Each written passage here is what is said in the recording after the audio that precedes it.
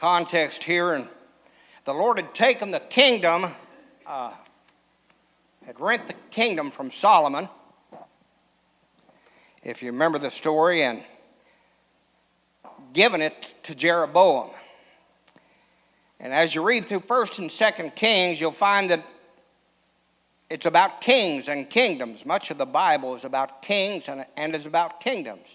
You've got 1st and 2nd King, 1st and 2nd Samuel, 1st and 2nd Kings, 1st and 2nd Chronicles are all about kings and kingdoms. You'll find that Bible is about authority.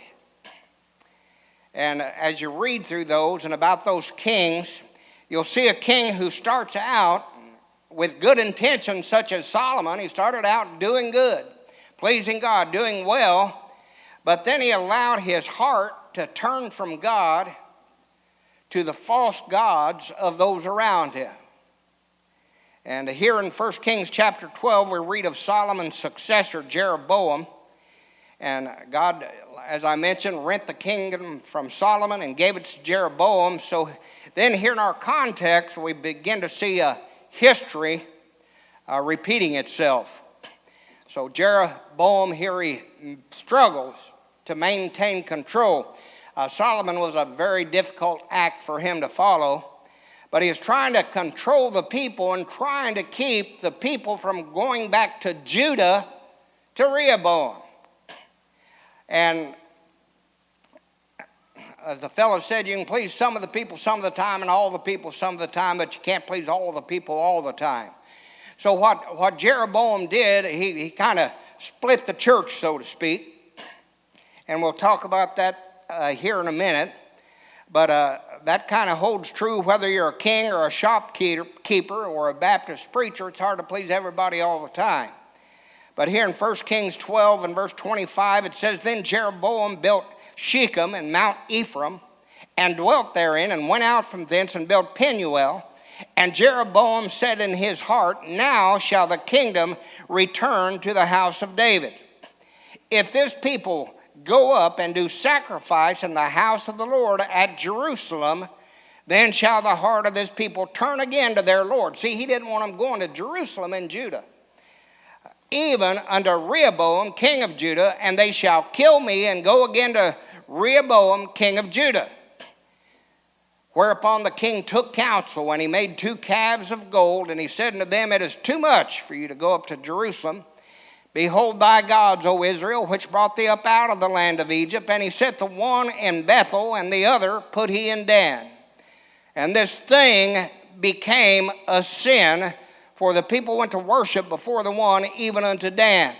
And we talked about that last Sunday, looking at the commandment against idols. And a thing can become a sin. And here's what happened here.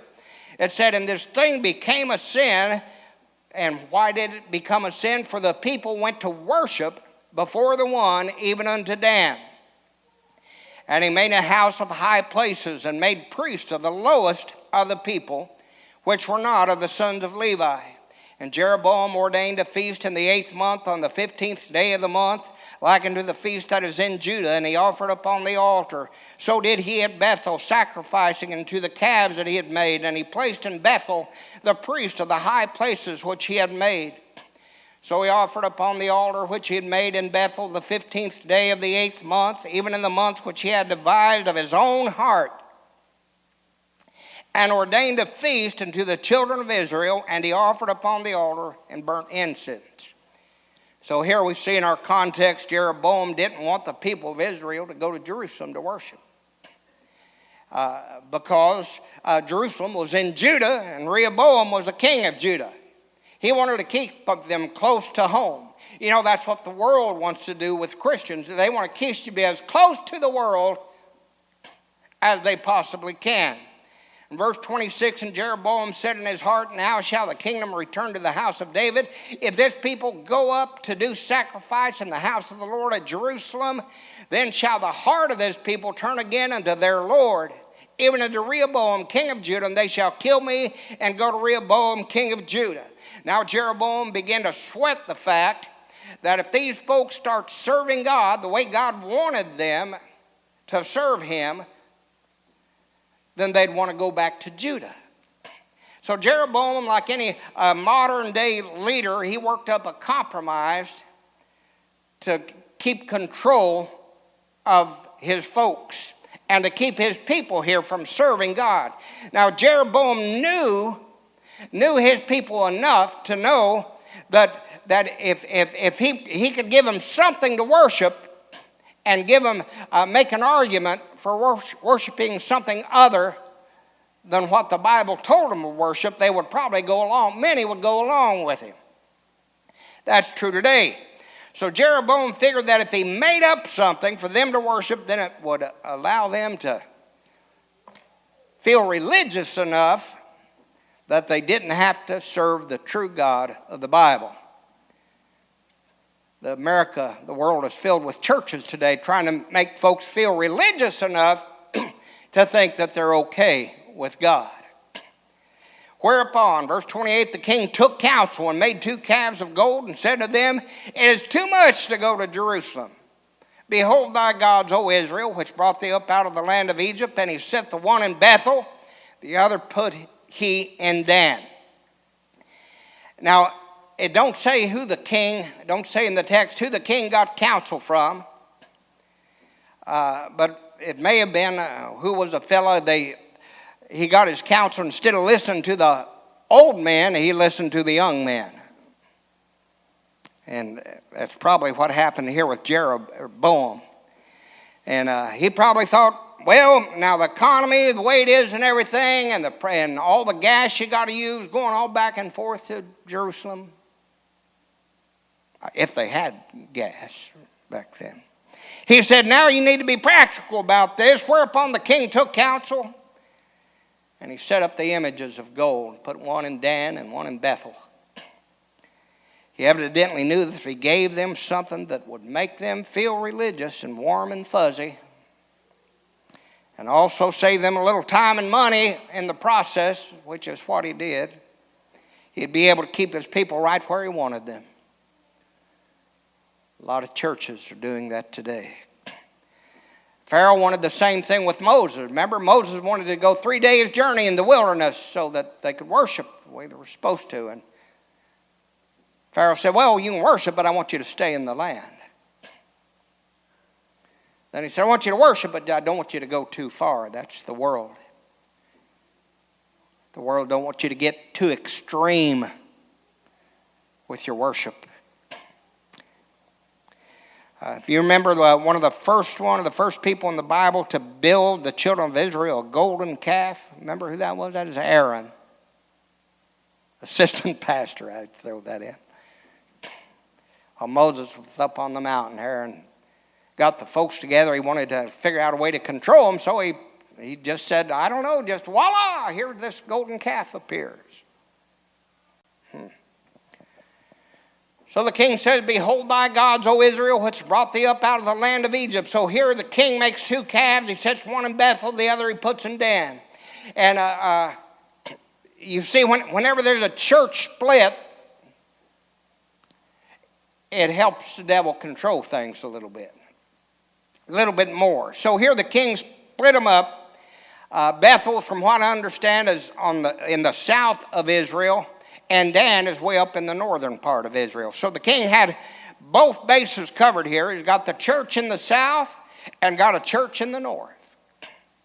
And the problem was, now here's the problem with all this thing that the religionists were coming together with the king about. Anytime you mix a government with the church, you're going to run into this. But God, the trouble was that God had told them to present themselves before the Lord at Jerusalem. That's where God told them that they were to go to worship. Not in Bethel and not in Dan. So the king sets up these golden calves. And verse 30 it says, and this thing became a sin. For the people went to worship before the one even unto Dan. Notice that it said it became a sin, and it became a sin whenever worship was attached to it. We talked about that with our admonition from the second commandment about bowing before graven images, and attaching worship to anything apart from God.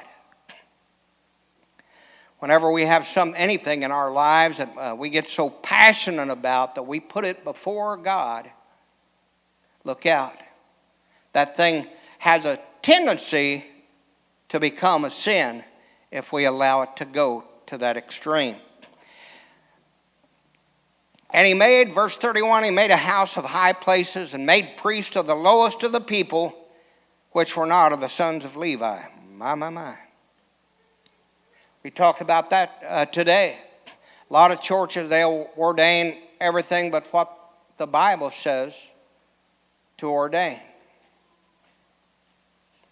That's what Jeroboam was doing.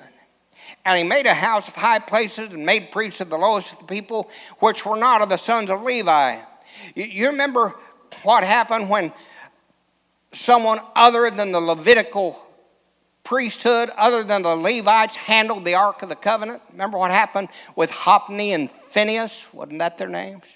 God zapped them.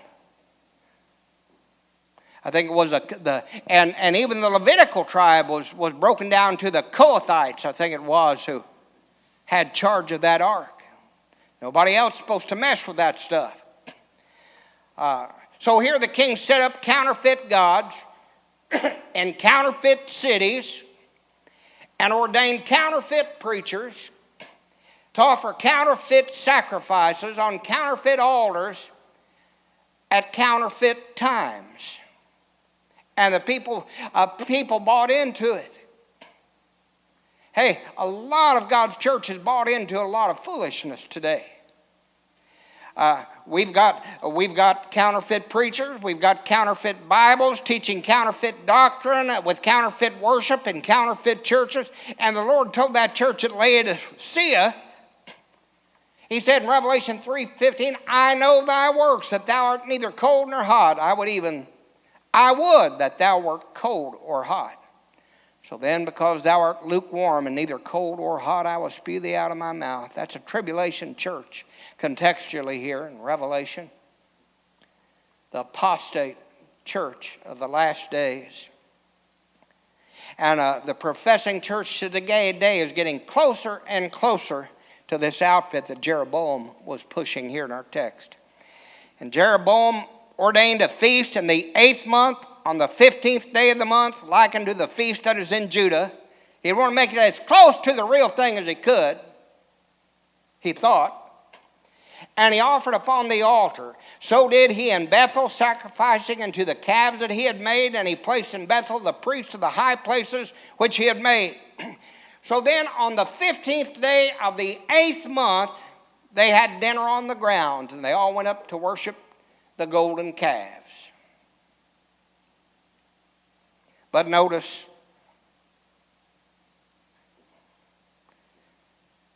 they were sacrificing to the wrong God. And notice also, not only were they sacrificing to the wrong God at the wrong place, but they also were doing it at the wrong time.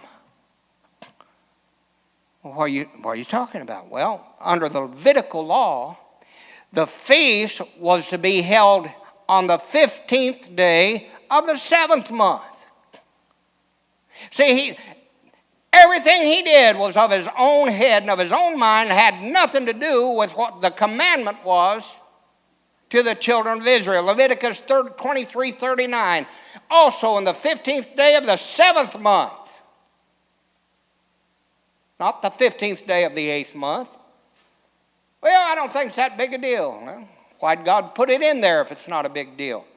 When ye have gathered in the fruit of the land, ye shall keep a feast unto the Lord 7 days. On the first day shall be a Sabbath, and on the 8th day shall be a Sabbath. So here in our text it says he offered upon the altar, wrong altar, verse 33, which he had made in Bethel, wrong place, the 15th day of the 8th month, wrong time, even in the month which he had divided of his own heart and ordained a feast. Who ordained it? God didn't ordain it, the king ordained it. Unto the children of Israel, and he offered upon the altar and burnt incense. The Bible Paul told us in Corinthians that these Old Testament stories were written for our learning and our admonition. We need to learn from stories like that, because what goes around comes around.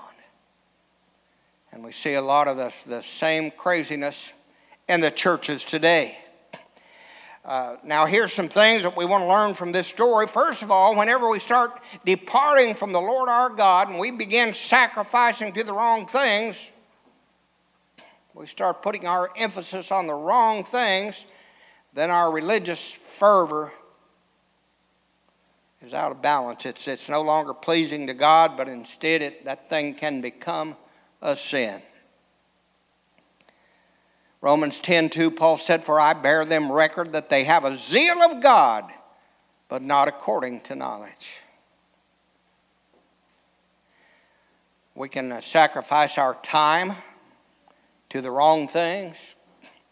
We can sacrifice our desires, our passions, our energy to gods other than the Lord our God. And that's a slippery slope once you start down it. Whenever that passion or that hobby or that thing that you have a zeal for takes the place of the Lord your God, look out. It's at a point when the thing you enjoy so much can become an object of worship. A few weeks ago, I went to the National Drags at Indianapolis, the first time in my life, and I went with Randy Fry. He invited me to go with me. Randy's brother is a preacher from up Delaware or somewhere like that. And we had a good time. It was pretty amazing seeing those cars do over 300 miles an hour in under 4 seconds. And a lot of people, you could see there was a zeal for that sport like there is for the Bengals game today in their losing effort. But Randy Fry, as we're walking back to the car that evening, says, folks need to be careful that they don't make that thing a god. That's what Randy Fry said to me. He was right on it. You put something ahead of everything else. And this thing became a sin, for the people went to worship before the one, even unto Dan. Remember the commandment, Exodus 25, we taught on it last Sunday. Thou shalt not bow down thyself to them, nor serve them, for I, the Lord thy God, am a jealous God. Mark 12:17, and Jesus answering said unto them, render to Caesar the things that are Caesar's, and to God the things that are God's. And they marveled at him. There's a danger in allowing the things of this world to consume our time and our energy. I remember Bill Schaffner, great old preacher, been dead several years. He came out to Hoosier Hills Baptist Camp. He told me a story over there one night, and I've told it here before. He was talking, he said many years ago, he said back in the 1970s, he was talking to an old preacher then, might have been Percy Ray or one of those old great preachers from the time back. And said that he had been preaching already for 40 years.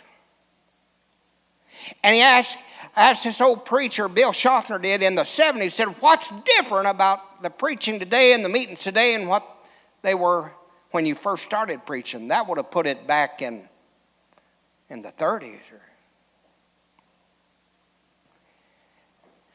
And Brother Schaffner asked him, said, are they gospel hardened or what do you see? And he said, no. They said, the old preacher told him, said, no, they're not gospel hardened. He said there were not all the events vying for the church's, God's time and God's energy. He said when I'd come into town and hold a meeting, the schools would announce the revival meeting in town.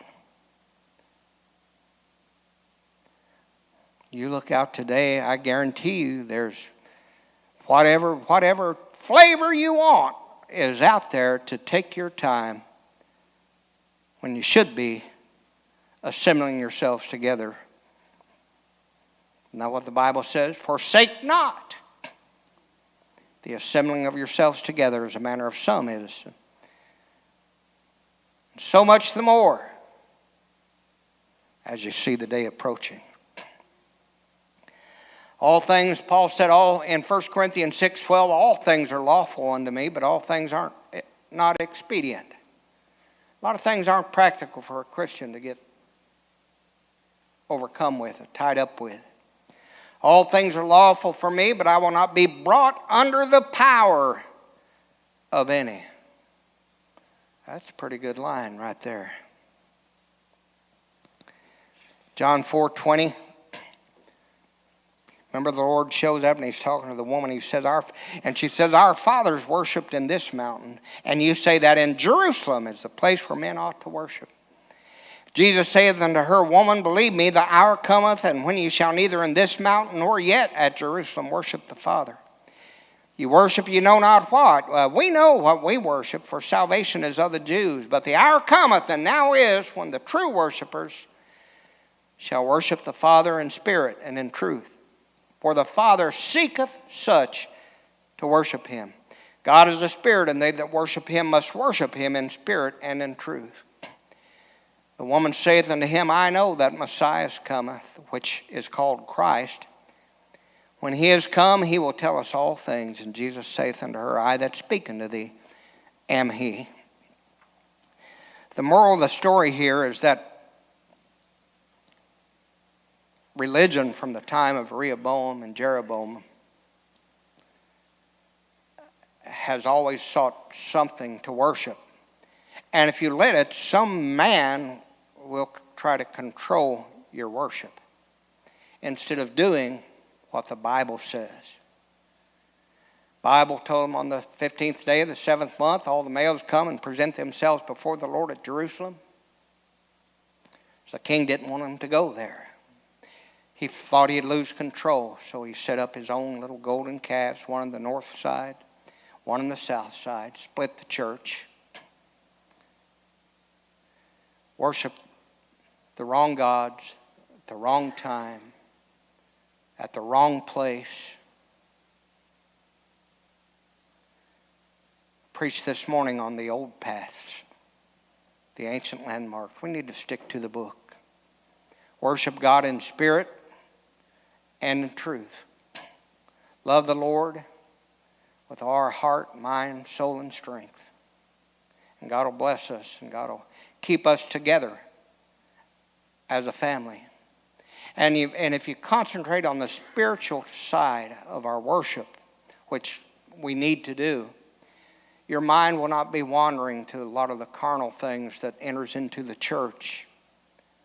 One of those 6 things that the Lord said he hated this morning, he still hates. He don't change.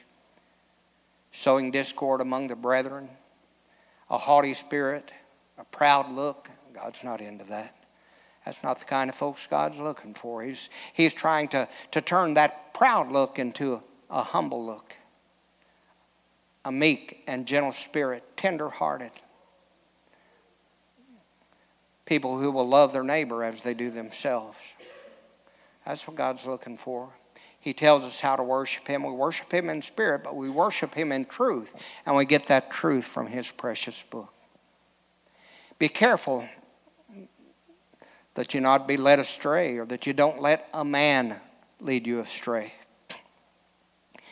I've never done this message, but I remember Rob Pelkey preached here once, Brother Rob Pelkey. And Rob Pelkey preached on the thing where Saul told the men that they couldn't eat anything, they were to eat nothing. And who was it? One of the guys found some honey. And he ate the honey, and he was going to die for eating the honey. And what Brother Pelkey saw in that message says, he read that and saw that it wasn't God that told him not to eat the honey. It was a man, Saul, that told him not to eat the honey. And the moral of that story was, don't let a man keeping you from enjoying the honey. Don't let a man keep you from the music that you love if it's God-honoring. Don't let a man keep you from doing the things that you're convinced between you and the Lord and His Word that you can do.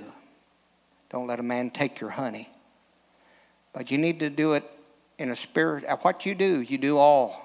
Whether you, in word or in deed, whatever you do, in word or in deed, do all to the glory of God. I don't like little churches where they got a little pope in charge. A lot of Baptist churches have a little pope in charge and try to order folks around, tell them where you need to go, who you need to run with, what you should do. We don't want to. We've never been that church. We don't want to be that church. We don't want you to think that we're that church. A lot of the independent Baptists over the years, some of them have gotten that name. I tell folks we're independent of the independents. We just want to try to do it the way God says to do it. And how you handle that is between you and the Lord. I'm not going to follow anybody around to see where you're hanging out at. As long as you don't follow me around, see where I'm hanging out. National Drags, boy, that was a spiritual weekend. Anyway, God is good. I'm done. Serving the wrong God at the wrong place at the wrong time for the wrong motive. Let's do it God's way. Joyce comes to the piano.